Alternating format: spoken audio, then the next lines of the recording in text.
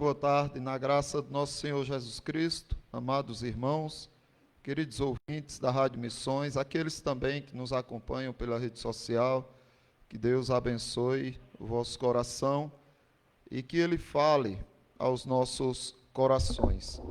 Nós vamos abrir a palavra de Deus no livro de Salmos, capítulo 127, o versículo 3, e depois Ezequiel, capítulo 16, do 20 ao 23.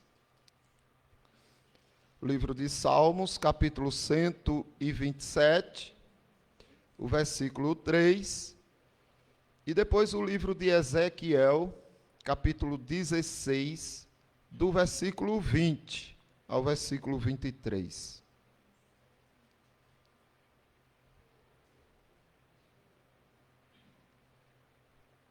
Salmos 127, capítulo 3, no capítulo 127, o versículo 3, e Ezequiel, capítulo 16, do 20 ao 23. Assim diz a palavra de Deus. Herança do Senhor são os filhos, o fruto do ventre, seu galardão. Salmo 127, versículo 3. Ezequiel agora 16, do 20 ao 23. Demais, tomastes a teus filhos e a tuas filhas, que me gerastes, os sacrificastes a elas, para serem consumidos. Acaso é pequena a tua prostituição? Matastes a meus filhos, e os entregastes a elas como oferta pelo fogo. Em todas as tuas abominações e nas tuas prostituições, não te lembrastes dos dias da tua mocidade, quando estavas nua e descoberta, e a revolver-te no teu sangue.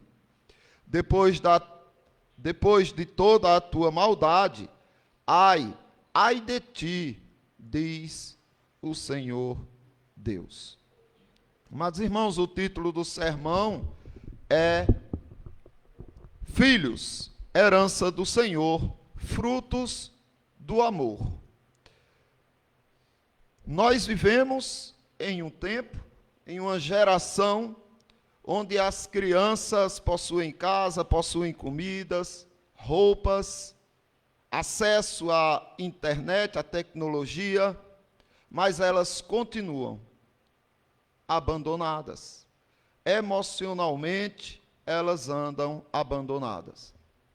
Muitas crescem sem segurança emocional. Essa é a realidade, é a triste realidade do nosso país e, por que não dizer, do mundo atual.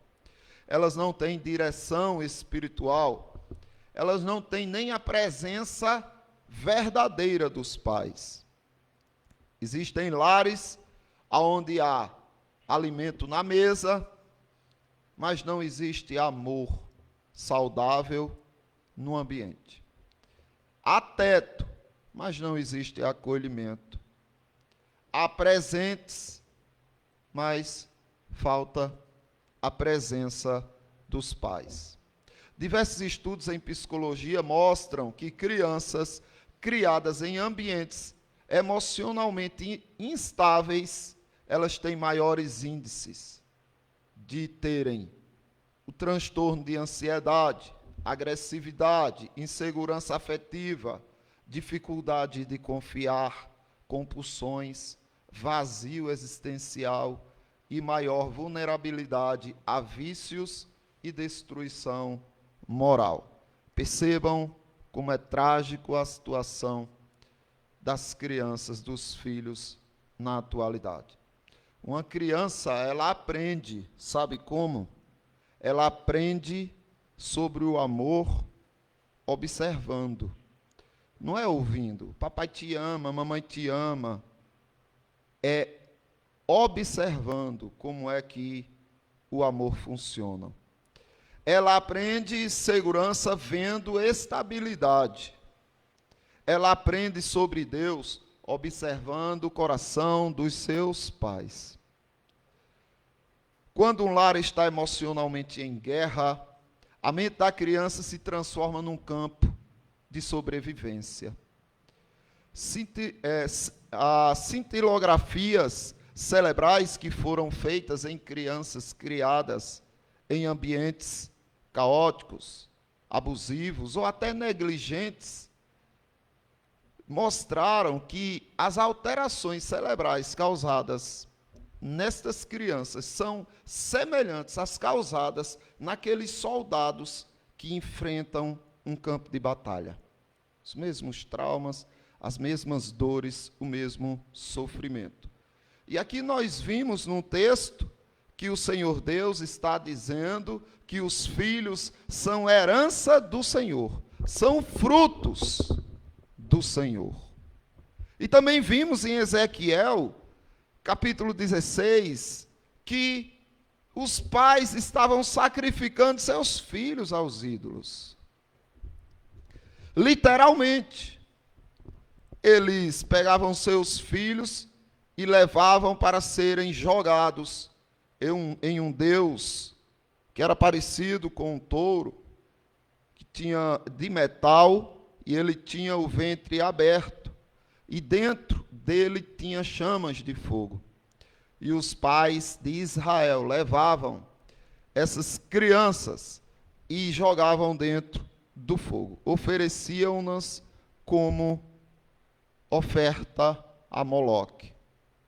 O capítulo 16 de Ezequiel está mostrando a repreensão do Senhor. Uma forte repreensão contra Jerusalém. E Deus compara Jerusalém a uma esposa infiel.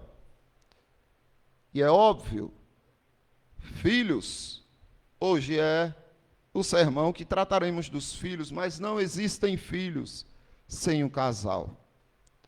Ele mostra como encontrou Jerusalém, Israel desamparada, abandonada, como cuidou dela, como a adornou, a fez prosperar, mas também mostra como ela trocou o Deus do seu amor por ídolos pagãos. É triste este relato, porque Israel está se misturando aos costumes dos cananeus, que praticavam cultos extremamente perversos. Entre eles estava esse culto a Moloque, onde as crianças eram sacrificadas ao fogo. Israel começou a observar costumes pagãos, a sensualidade religiosa, a idolatria, a corrupção moral, até mesmo o sacrifício infantil. Como é que um povo de Deus pode chegar a um nível tão baixo? Mas chegaram. Por isso Deus diz: tomastes os filhos que me gerastes, tomastes a meus filhos e os entregastes ao fogo.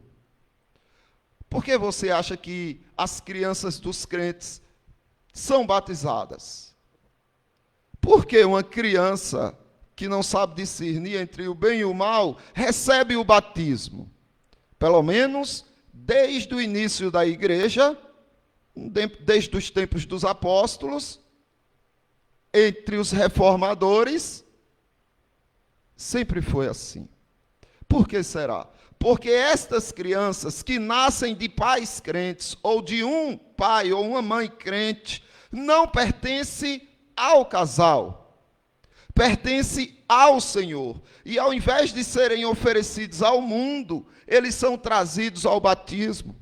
Ao invés de serem oferecidos ao fogo, eles são oferecidos à água do batismo, para serem devolvidos a Deus.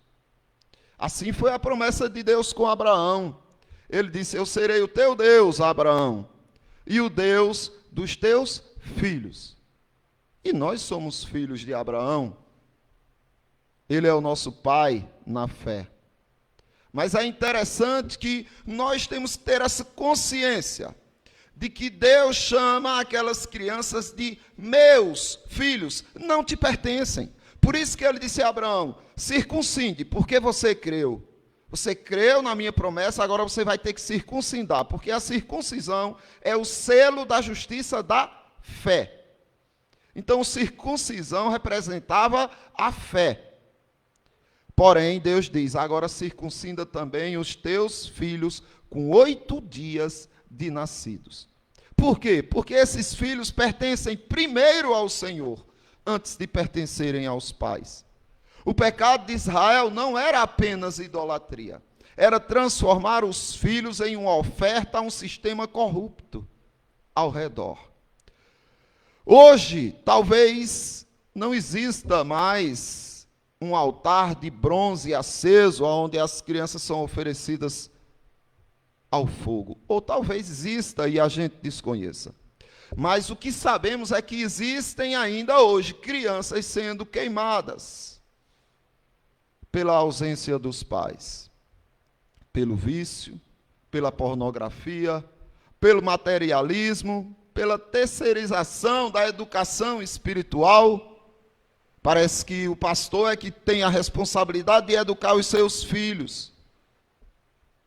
Pela inversão de valores, pela cultura que afasta a criança de Deus. É isso que está acontecendo. Agora, qual é o caminho para mudar esse quadro horrível, bestial? Qual é o caminho? Preste atenção. O primeiro passo para mudar este quadro é entender a direção do Senhor. Veja só, entender que os filhos são frutos do amor de Deus na vida do casal. Os filhos são frutos do amor de Deus na vida do casal. Olha só o que diz Salmo 127, versículo 3. Herança do Senhor são os filhos. Então os filhos pertencem a Deus e Deus dá a você como herança. É fruto do ventre. É fruto do ventre da mãe e é fruto do ventre de Deus. É fruto do próprio Deus. É galardão do Senhor. Então, eles pertencem ao Senhor, pois o versículo 20 de Ezequiel 16, a parte A diz: demais, tomaste a teus filhos e as tuas filhas que me gerastes. Vocês geraram para mim, esqueceram. Foi para mim que vocês geraram. Então, tomando de mim para fazer o que querem com eles, como bem entende com eles. Então, é importante que você primeiro entenda isso, que os filhos são frutos do amor de Deus na vida do casal. Filhos não são acidentes biológicos, são expressões da graça de Deus. É Deus dando continuidade à vida, à sua aliança, quando o filho vem de uma família crente. Um casal pode construir patrimônios, mas o maior fruto do amor continua sendo vidas. Não tem como isso ser mudado. A união do marido e da mulher participa do próprio princípio criador de Deus. É incrível isso. O filho não existia. E aí, o casal se une e um filho passa a existir dessa união. O lar foi criado antes de qualquer coisa. Foi criado antes do governo. O lar foi criado antes da escola. O lar foi criado antes da cultura. Foi criado antes da sociedade organizada. A família nasceu em Deus. Quando o marido e a esposa vivem em amor santo, a criança encontra segurança, identidade, pertencimento e referencial emocional. Mas quando o casal vive em guerras constantes, aí vem orgulho, humilhação, frieza, ausência afetiva. Aí a criança absorve tudo silenciosamente. A criança muitas vezes carrega traumas sem nem conseguir explicar. E esses traumas, muitas vezes, eles são externados na escola, com rebeldia, com choro, com isolamento e todo mundo fica procurando o gatilho. O que foi? Foi fulano que mexeu com você? Foi o quê? Por que você está assim? E muitas vezes não percebe que isso daí vem de uma raiz mais profunda. Uma criança pode dormir ouvindo o grito dos pais e ainda depois ir para a escola sorrindo. Mas por dentro ela começa a acreditar. Talvez o amor seja isso. Ou talvez nem exista. O lar se torna a primeira definição emocional de amor. Richard Baxter, ele dizia, o lar é a primeira igreja da criança. Então, não adianta você trazer sua criança para a igreja se seu lar tem comportamento de um lar pagão, de pessoas que vivem sem a igreja. Isso é profundamente verdadeiro e precisa ser considerado. Antes de ouvir um sermão num púlpito, a criança lê o evangelho na vida do pai e da mãe. Percebe como é sério? Agora, que tipo de evangelho nossos filhos estão ouvindo dentro de casa? Que tipo de evangelho as crianças com quem nós temos contato estão observando através de nós? Qual o caminho para mudar esse quadro horrível e bestial? Ainda existe um segundo ponto. Preste atenção. O segundo passo para mudar este quadro é agir. O primeiro é observar como o Senhor instrui. O segundo ponto é agir na direção que o Senhor aponta. Veja o que diz a parte B do versículo 20 de Ezequiel 16 e o versículo 21. Diz: os sacrificastes a elas para serem consumidos. Acaso é pequena a tua prostituição? Mataste a meus filhos e os entregaste a elas como oferta pelo fogo. Então aqui você observa que os filhos são uma oferta ao Senhor, não ao mundo. Deus está dizendo, olha, vocês sacrificaram a elas, a esses deuses pagãos, para serem consumidos pelo fogo. Acaso é pequena a tua prostituição? Mataste a meus filhos e os entregaste a elas como oferta pelo fogo. Então é preciso que você tenha a atitude que eles tinham de negligenciar os filhos, ou mesmo de se agir na direção de sacrificar seus filhos àquele sistema corrupto, terrível. Você tem que ter esta ação. Deus está confrontando eles e dizendo, olha, são meus filhos, pare de levar naquela direção e traga-os na minha direção. É isso que Deus está dizendo. Porque os filhos devem ser uma oferta ao Senhor e não ao mundo. Israel ofereceu seus filhos aos ídolos. Hoje, muitos pais fazem o mesmo, só que de maneiras mais modernas, digamos assim. Entregam os filhos ao entretenimento, não põem limites, internet sem vigilância, cultura sem discernimento, relativismo moral, ao individualismo, à ausência de correção, ao abandono espiritual. Isso é entregar os filhos ao mundo. Há pais preocupados que o filho aprenda inglês, uma profissão, tem uma boa aparência, sucesso financeiro, mas não ensinam a orar. Não ensinam nem com o seu exemplo a que eles orem, a que se arrependam, a que temam a Deus, a que amem as Escrituras. Há uma negligência terrível.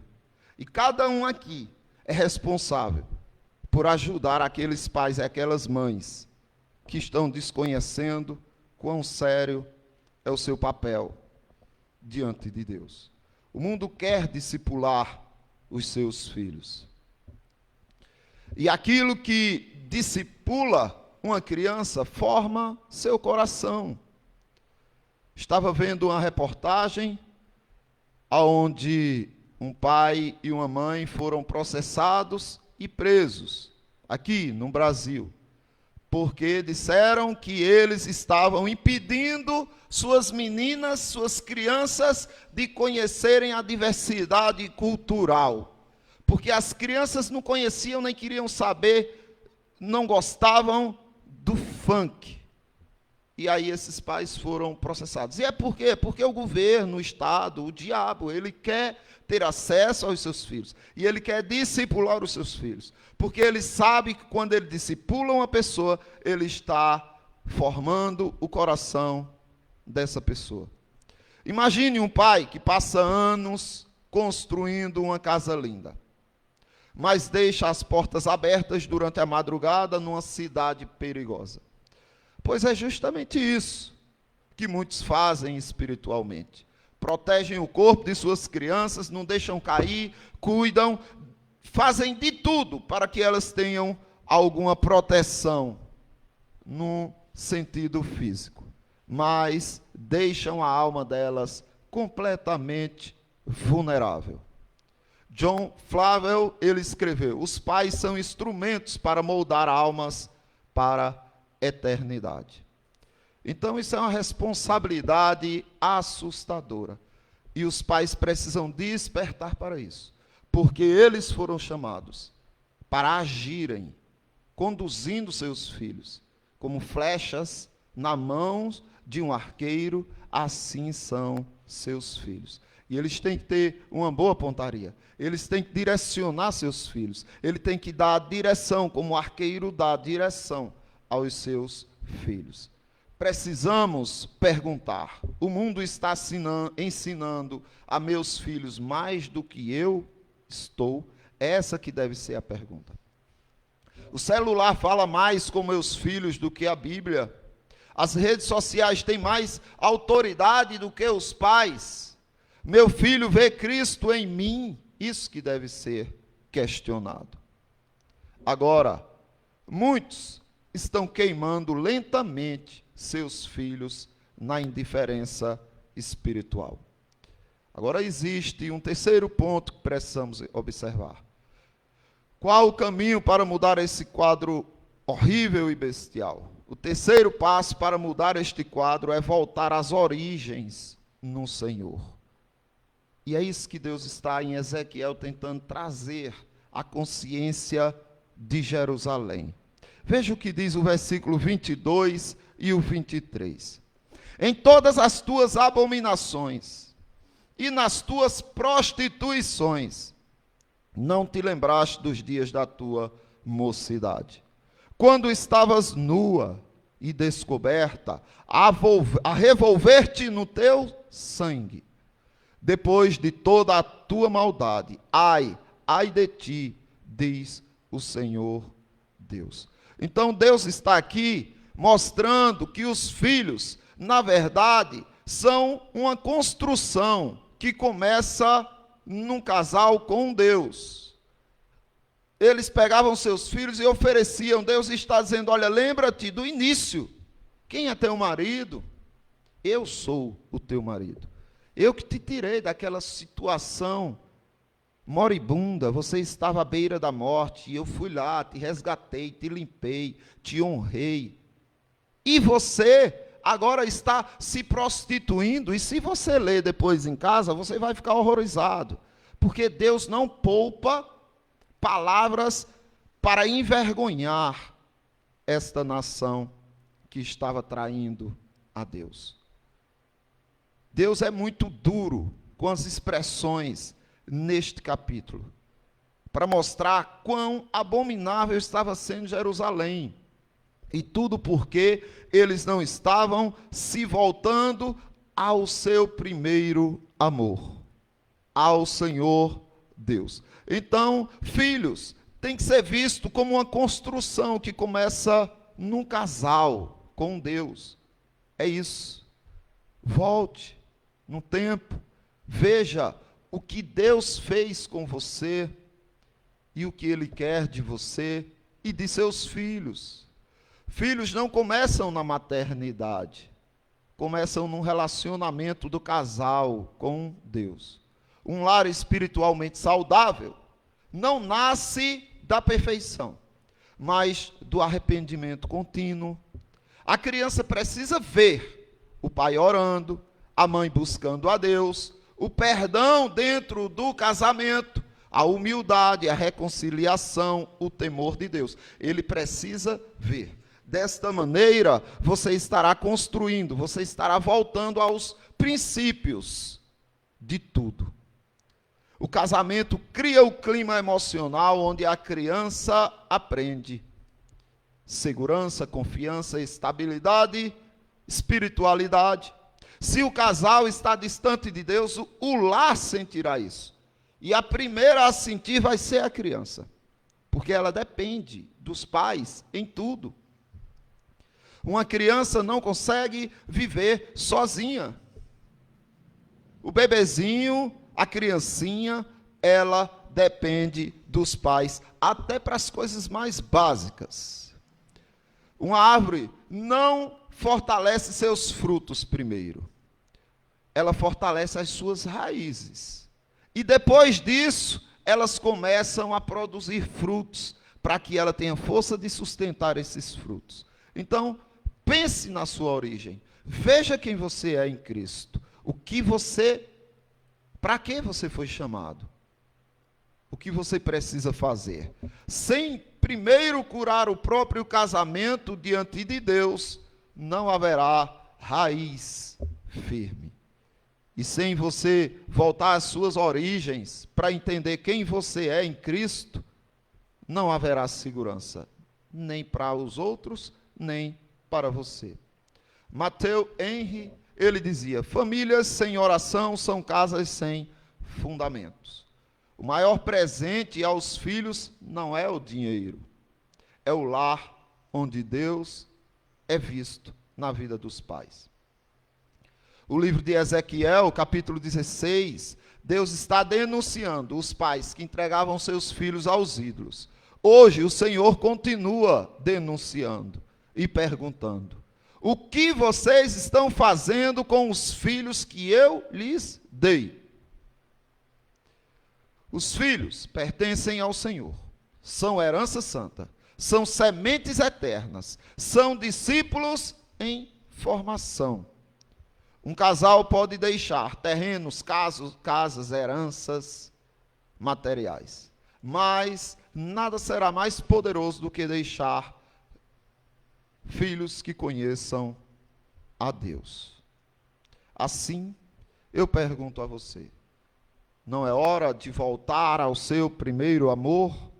Não é hora de ver que ontem você era mais fiel do que hoje?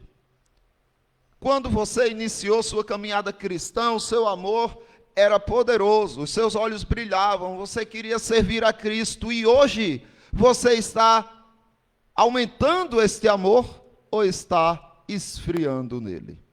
Porque existem muitos outros filhos aí, não é? Aqueles que vêm para a igreja que não têm mais pais e que precisam de um referencial. Você pode ser para eles. Transformem a sua vida, o seu casamento, a sua casa, num lar onde a graça de Deus está, onde a verdade predomina, onde o arrependimento é praticado, onde a Bíblia está aberta, onde ela é lida, onde o amor santo prevalece. Porque o mundo está disputando o coração dos seus filhos. O mundo está disputando o teu coração. E aquilo que não for discipulado por Deus, será discipulado pelo mundo. Ensina a criança no caminho em que deve andar. Provérbios 22, 6. Esse é o caminho. Agora, não é só ensinar de lábios, de doutrina, de palavra. Não é só isto. É ensinar também sendo paciente e ouvindo. A escuta também tem muito poder. Porque parece que existem pais que têm uma metralhadora na língua, para instruir, para corrigir, para dizer como fazer, para isso e aquilo. mas não param de atirar, não param de falar. Os filhos têm muito a dizer, mas eles não têm nada a escutar. Isso é terrível. E eles também levam isso para a igreja. Não escutam os irmãos, apenas querem se expressar. Falam de sua dor, de seus anseios, do que querem, do que o irmão está fazendo de errado e tudo, mas não param para ouvir. E é preciso ensinar a criança no caminho que deve andar. Ensinar não é só falar. Fale com cuidado. Olha, os filhos são herança do céu. Não vamos entregá-los ao altar deste século. Vamos confiar no nosso Deus, amar o nosso amado Pai e estar firmes diante de Cristo. Porque a nossa missão não é fácil. Porém, com Deus, ela é completamente possível. E ela já aconteceu. Porque se Ele está conosco, somos mais que vencedores. Desejo de coração que a sua família esteja cada vez mais quebrantada, entregue, confiante, segura e fiel a este Deus, em detrimento ao exemplo do povo de Israel, naquele capítulo 16 de Ezequiel. Que vocês compreendam que os seus filhos, que a sua vida, que tudo que você tem hoje pertence a Deus, deve ser devolvido a Ele, multiplicado. Que Deus abençoe sua vida. Eu passo a palavra para o nosso irmão Carlos.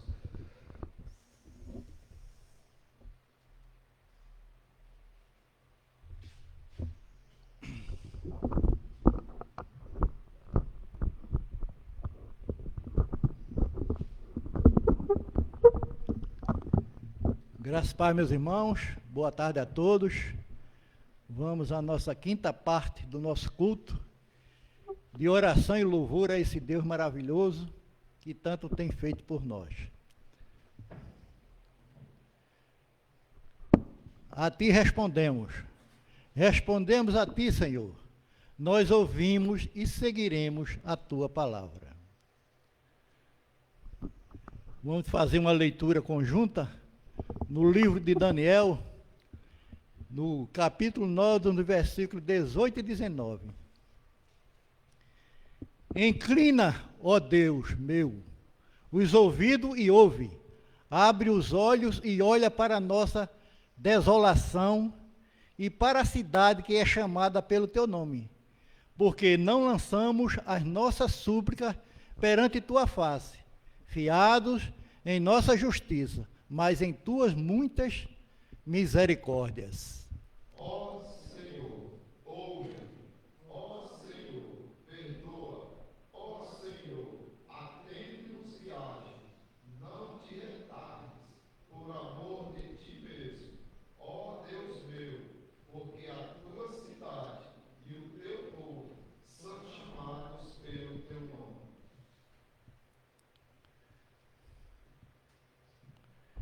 Vamos abrir o nosso hinário no hino 162, a voz de Deus, que diz: eis que ouvimos tua voz, a animar os que andam sós, e em ti sempre confiados, vão por ti sempre a lutar.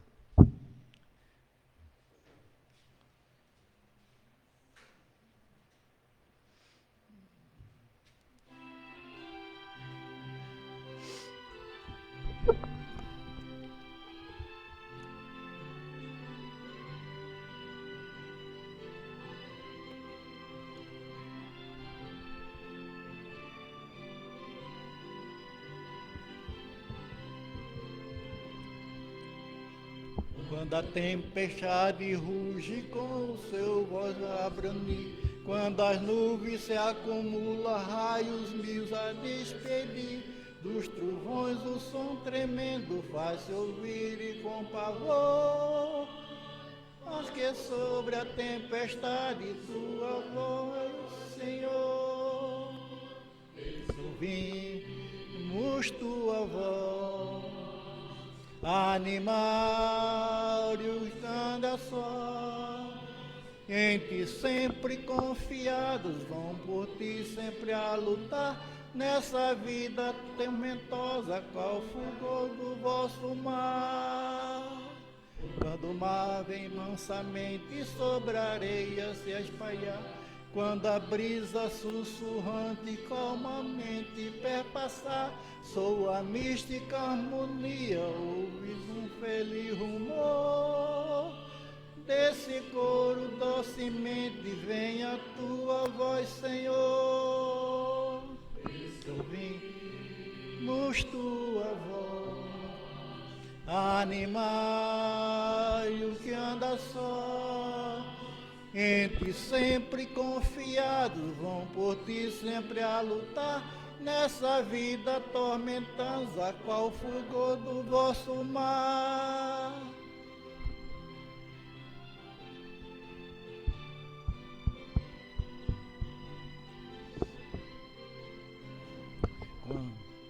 Quando o coração aflito quer a dor, o mal fugir, e se agita, luta e ruge, sem descontar paz sentir, qual um som que se repete nas quebradas a rolar. Ao aflito conquistado, tua voz vem consolar. Ouvimos tua voz. Animário que anda só, em ti sempre confiados, vão por ti sempre a lutar, nessa terra tormentosa, qual fulgor do vosso mar. Senhor, a ti respondemos. Ora, podeis sentar, meus irmãos? Oração ao Senhor para que nos ajude a usarmos todos os meios de graça, todas as suas bênçãos para o seu reino e para a sua glória. Eu peço à irmã Eliane para que faça essa oração de louvor e agradecimento a nosso Deus pela sua misericórdia para conosco.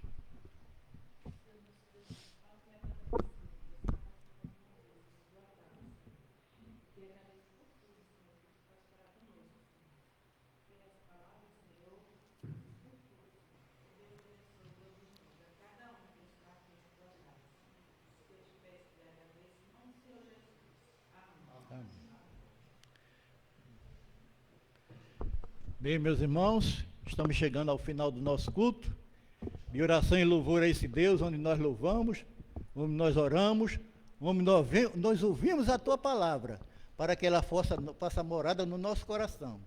E agora eu passo a palavra ao pastor Adalberto para lhe ministrar a bênção apostólica, nos dispensando em paz para os nossos lares, debaixo da tua proteção, Senhor. Glória a Deus.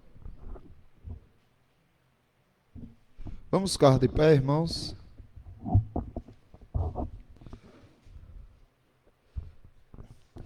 Que a graça do nosso eterno, soberano e amado Pai, as comunhões, a consolação e os frutos do Santo Espírito de Deus, e que a paz, o amor e a perseverança do Senhor Jesus Cristo esteja sobre todos vós e sobre todo o povo de Deus espalhados pela terra, agora e sempre. Amém. Podem sentar, irmãos, o culto está encerrado. Só vou dar alguns avisos.